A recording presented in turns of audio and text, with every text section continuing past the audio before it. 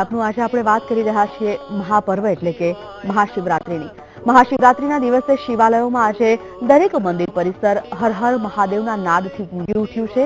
ત્યારે દરેક મંદિર પરિસરમાં આજે ભક્તોના દર્શન માટે પણ સવિશેષ મહત્વ અને સવિશેષ વ્યવસ્થા કરવામાં આવી છે।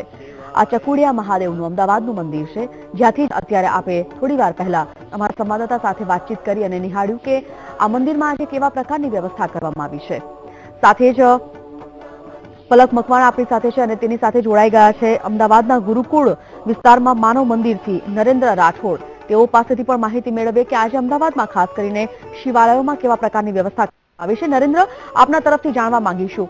નરેન્દ્ર, મહાશિવરાત્રીના દિવસે આજે દરેક શિવાલયોમાં ખૂબ જ સુંદર રીતે આયોજન કરવામાં આવ્યું છે। ભક્તો પોતાના ભગવાન એટલે કે ભોળાનાથના દર્શન કરી શકે તેના માટે ખાસ કરીને આપ જે મંદિર પરિસરમાં ઉપસ્થિત છો ત્યાંનો માહોલ જાણવાનો આપણે પ્રયત્ન કરીએ અને ત્યાં કેવા પ્રકારનું આયોજન આજના દિવસે કરવામાં આવ્યું છે।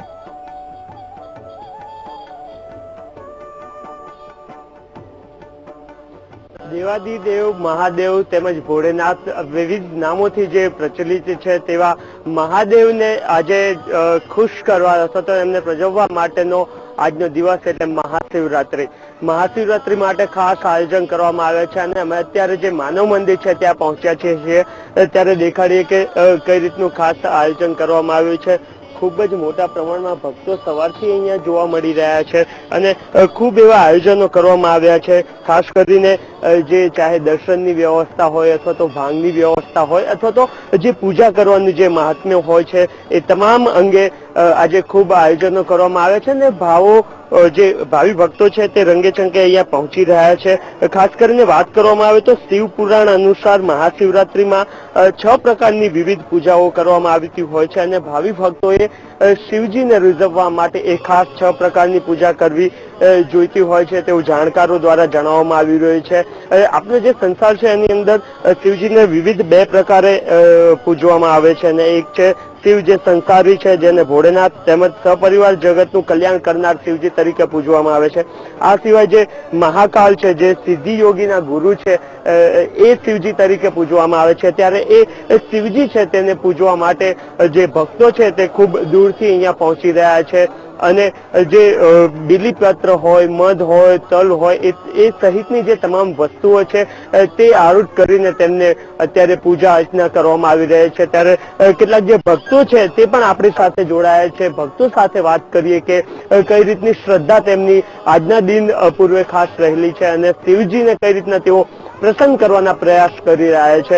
જી, કઈ રીતનું ખાસ મહાત્મ્ય છે અને કઈ રીતના પૂજા અર્ચના કરીને આજે તેમને પ્રસન્ન કરવાના પ્રયાસ કરી રહ્યા છે? આજે દેવોના મહાદેવ શિવજીની મહાશિવરાત્રીના પ્રસંગે સવારથી જ ભક્તોનું ઘોડાપુર માનવ મંદિર ખાતે ઉમટ્યું છે અને આ જે માનવ મંદિર ખાતે દેવેન્દ્ર વિજય જે લોકસંત થઈ ગયા ગુજરાતના, એમને 12 વર્ષ પહેલા દેવેન્દ્ર સર મહાદેવની સ્થાપના કરેલી અને માનવ મંદિરની જે સ્થાપના છે 1979-80માં થયેલી। અહીં નવદુર્ગાની પણ મૂર્તિ બિરાજમાન છે અને શિવજીને રીઝવવા માટે સવારથી એટલા બધા ભક્તો આવે છે કે એકદમ ઘોડાપુર ઉમટ્યું હોય એવું લાગે છે। પાણી છે, દૂધ છે, બીલીપત્ર છે, દરેક ભક્તો પોતાની શક્તિ પ્રમાણે શિવજીની અહીં આરાધના કરે છે અને ખરેખર એક સુંદર દ્રશ્ય માનવ મંદિર ખાતે આપણને જોવા મળી રહ્યું છે અને લગભગ 25 થી 30 ફૂટ ઊંચી મૂર્તિ શંકર ભગવાનની જે દેવોના મહાદેવ કહેવાય છે એ અહીં બિરાજમાન છે। એની ભવ્ય રીતે લોકો સુંદર રીતે દર્શન કરે છે અને આ એક લાહો જોવા જેવો હોય છે। કઈ રીતના તમે ખાસ આજે ભોળેને રીઝવવા પ્રયાસ કર્યા છે? અમે સવારથી દૂધ, પાણી અને બીલીપત્રથી અભિષેક કરી અને શંકર ભગવાનને રીઝવવાનો પ્રયત્ન કરીએ છીએ અને શંકર ભગવાનની આટલી મૂર્તિ આખા અમદાવાદ ખાતે ક્યાંય નથી અને સવારથી જ લોકોની ભીડ જામેલી છે અને સુંદર આયોજન બદલ પ્રકાશભાઈ અને એમના સ્ટાફનો ખૂબ ખૂબ આભાર। Thank you. જી, કયું ખાસ મહાત્મ્ય શું રહેલું છે શિવરાત્રીનું અને કઈ રીતની પૂજા કરો તો પ્રસન્નતા મળે અથવા તેમને આશીર્વાદ પ્રાપ્ત થાય? મહાશિવરાત્રીનું મહત્વ એ છે કે દેવોના મહાદેવ એને રીઝવવા માટે આજનો પવિત્ર દિવસ માનવામાં આવે છે અને આજે જે ભક્તિ અને જે પૂજા કરવામાં આવે છે એ તમને સીધી અસર કરતા એટલા માટે સાબિત થાય છે કે દેવોના મહાદેવ આજે તમારી પર ચારે હાથ મૂકીને પ્રસન્ન હોય છે અને શિવરાત્રીનું જે મહત્વ છે એ મહત્વના દિવસે આપણે દૂધ છે, પાણી છે, ઇવન તો મધ છે, શેરડીનો રસ છે, કાળા તલ છે, પંચામૃત છે, આ બધાથી આપણે શિવજીને ભક્તિ કરીએ છીએ અને આ ભક્તિ રૂપે શિવજી પ્રસન્ન થાય છે, કારણ કે શિવજી બહુ ભોળા છે અને તમે જે માંગો એ શિવજી બહુ સહેલાઈથી આપી દે છે.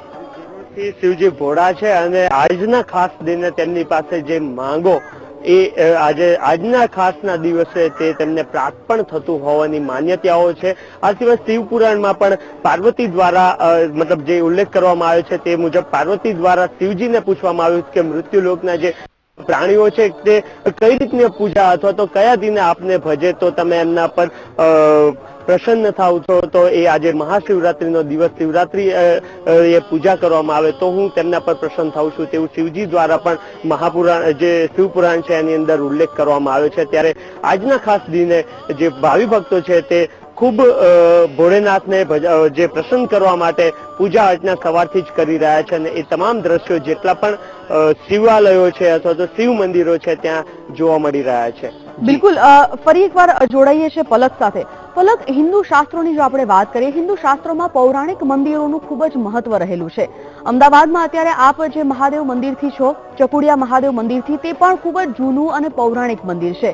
ખાસ કરીને લોકોની આસ્થા પૌરાણિક મંદિર સાથે એટલા માટે પણ જોડાયેલી હોય છે કારણ કે પેઢીઓ દર પેઢીઓથી તેમના વડીલો, તેમના બાપ દાદાઓથી લઈને દરેક લોકો આ ભગવાનની આ મંદિરમાં ભગવાનની પૂજા અર્ચના કરતા હોય છે. ખાસ કરીને વિશેષ મહત્વની જો વાત કરવામાં આવે તો ચકુડિયા મહાદેવનું વિશેષ શું મહત્વ છે, આ મંદિરનું શું મહત્વ છે?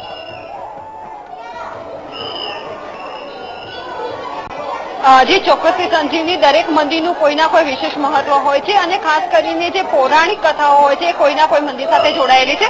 અત્યારે હાલ આપણી પાસે છે ચકુડિયા મહાદેવના પૂજારી જોડાયેલા છે. આપણે એમની સાથે વાત કરીએ કે આજે મંદિરમાં શું કથા જોડાયેલી છે અને શું જોડાયેલું છે. મહારાજજી, ખાસ કરીને ચકુડિયા મહાદેવ છે, કેટલા વર્ષો જૂનું મંદિર છે, શું કથા જોડાયેલી છે મંદિર સાથેની? આ મંદિરને 205 વર્ષ થઈ ગયા. વર્ષો પહેલા અહીંયા કશું હતું નહીં. મંદિરનું જયારે નિર્માણ થયું ત્યારે કૂવો ખોદવામાં આવ્યો. કૂવામાંથી શિવજી પ્રગટ થયેલા છે.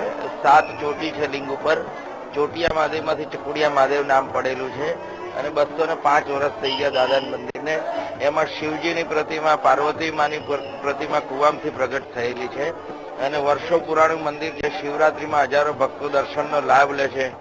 રાતના 1-2 વાગ્યાથી બધા ભક્તોજનો દર્શન માટે આવતા હોય. સવારમાં 4 વાગે આરતી થાય, સવામણ દૂધનો અભિષેક થાય છે. કોઈ નકોડો ઉપવાસ કરે છે, કોઈ એક ટાઈમ ઉપવાસ કરે છે, કોઈ 5 પાનાનું બીલીપત્ર ચડાવે છે અને એમ ભગવાનને ચડાવીને એમની મનોકામના ભગવાન પરિપૂર્ણ કરે છે. અહીંયા 12 જ્યોતિર્લિંગ છે. જે દૂર જઈ નથી શકતું અહીંયા આવીને દર્શન કરે છે. 12 જ્યોતિર્લિંગના મહાકાલેશ્વર ભગવાનનું બિરાજમાન અહીંયા કરેલા શિવલિંગમાં અને ભક્તો શિવલિંગના દર્શન કરીને ધન્ય પામે છે. ખાસ કરીને જો વાત કરવામાં આવે તો આજે શિવરાત્રી છે, ખાસ શું વિશેષ આયોજન કરવામાં આવ્યું છે ચકુડિયા મહાદેવ તરફથી? દાદાના મંદિરમાં વિશેષમાં એક તો બરફના મહાદેવના શિવલિંગના દર્શન છે સાંજે 4:30. રાત્રે 12 વાગે મહાપૂજા છે જે સવારે 4 વાગે પૂરી થશે.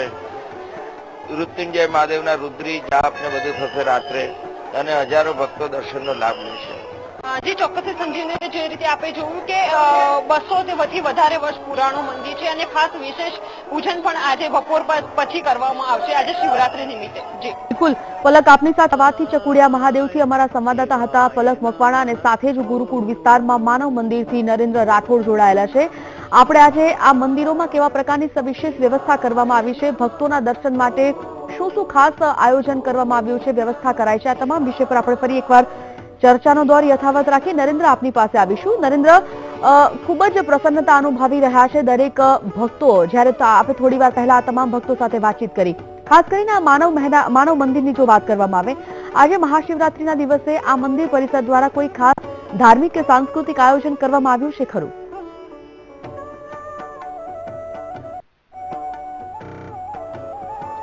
જી, સવારથી જ ખૂબ મોટા પ્રમાણમાં ભક્તો આવી રહ્યા છે અને ત્યારે જે એક સૌથી આકર્ષણનું જો કેન્દ્ર હોય તો તે અહીંયાની આ મૂર્તિ છે. લગભગ 20 ફૂટ ઊંચાઈ ધરાવતી આ મૂર્તિ છે અને એના દર્શનાર્થે ખૂબ મોટા પ્રમાણમાં ભક્તો અહીંયા પહોંચી રહ્યા છે. અત્યારે બપોર હોવા છતાં પણ ભક્તોનો મારો ખૂબ જોવા મળી રહ્યો છે. આ સિવાય દેવેશ્વર મહાદેવનું બાજુમાં જ એક શિવલિંગ છે ત્યાં પણ ભક્તો આવી રહ્યા છે અને તમામ ભક્તો અહીંયા જે ભોળાને ઝુકાવવા માટે શીશ ઝુકાવી રહ્યા છે અને ત્યારબાદ જે સૌથી મહત્વની વસ્તુ હોય છે અને ભક્તોનો ખૂબ જ ઉત્સાહ રહેતો હોય છે જ્યારે પણ શિવરાત્રી હોય છે ત્યારે કે ભાંગ પીવામાં આવે અથવા તો લીલાગર પીવામાં આવે તો અહીંયા એ પ્રકારનું પણ આયોજન કરવામાં આવ્યું છે. ખૂબ મોટા પ્રમાણમાં લીલાગર તૈયાર કરવામાં આવ્યું છે અને ભક્તોને એ પીવડાવવામાં આવી રહ્યું છે. આ સિવાય કેટલાક જે ભક્તો છે તેઓ એમના ઘર સુધી પણ જે છે લીલાગર એ લઈ જતા હોય છે અને આજનું જે મહત્વ છે એ એની સાથે પણ સંકળાયેલું છે કે ભક્તો ખાસ આજના જે શિવરાત્રીની મજા છે એ રીતના પણ લેતા હોય છે. ત્યારે કેટલાક જે ભક્તો છે એમની સાથે જ આપણે વાત કરીએ અને જાણવાનો પ્રયાસ કરીએ કે શિવરાત્રી અને જે લીલાગર છે એનું કઈ રીતનું મહત્વ રહેલું છે. જી તમને જ પૂછવા માંગીશ કે શિવરાત્રી એ ખાસ કરીને ઠંડાઈ અથવા તો લીલાગરનું શું મહત્વ રહેલું છે? લીલાગર ઠંડાઈ છે એ શિવરાત્રીના દિવસે મગજને તાજગી આપે છે, શરીરમાં સ્ફૂર્તિ આપે છે અને આખા શરીરની ઠંડકી પ્રમાણે કરે છે કે ગરમીની શરૂઆત થાય છે ત્યારે લીલાગર ઠંડાઈનું મહત્વ બહુ જ વધી જાય છે અને આખું મગજ તમારું સ્ફૂર્તિમય રહે છે. તો બીજી બાબત છે ક્યારેક ઓવરડોઝ પણ થઈ જતો હોય છે તો એમને પણ બીજી વિપરીત અસર પણ કરતી નહીં. આ લીલાગર ઠંડાઈમાં જે મસાલાનો ઉપયોગ કરવામાં આવ્યો છે એ પ્રકારનો ઉપયોગ કરવામાં આવેલો છે કે તમારા શરીરને માત્ર ઠંડક મળે, પરંતુ જો ભાંગ અતિશય વધારે પીવામાં આવે અને એનું પ્રમાણ જો વધી જાય ભાંગનું, તો ભાંગના પ્રમાણની અંદર ઘણીવાર તમે જોખમી પુરવાર થાય છે અને ઘણીવાર માણસ હસે તો હસ્યા જ કરે, ઊંઘે તો ઊંઘ્યા જ કરે, એવી વિપરીત અસરો પણ થતી હોય છે. ખૂબ આયોજન કરવામાં આવ્યું છે. લોકો અહીંયા ચાહે ભાંગ હોય, લીલાગર હોય સહિતની જે તમામ જે વસ્તુઓ હોય છે જે ભોળાના પ્રસંગ છે અથવા તો શિવરાત્રી સાથે એનું મહાત્મ્ય જોડાયેલું છે તો એનો પણ અહીંયા આનંદ માણી રહ્યા છે. લોકો ખૂબ મોટા પ્રમાણમાં લીલાગર લઈ રહ્યા છે અને આજે જે શિવરાત્રીનો પ્રસંગ છે અથવા તો જે શુભ પ્રસંગ છે એને આજે મનાવી રહ્યા છે. બિલકુલ નરેન્દ્ર અને પલક, આપ બંને જ સાથે ફરી એકવાર